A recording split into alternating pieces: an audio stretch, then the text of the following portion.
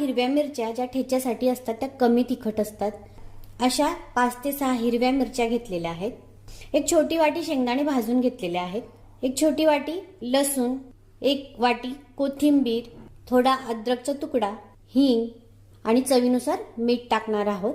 चला तर आता आपण ठेचा बनवायला घेऊया. ठेच्यासाठी हिरव्या मिरच्या भाजून घेणार आहोत. थोडंसं तेल, मिरच्यांचा रंग बदलेपर्यंत आपण ते व्यवस्थित भाजून घेणार आहोत. असे त्यांना डागही पडतात. यातच आपण लसूण टाकून घेणार आहोत. लसूणही थोडा परतून घेऊया.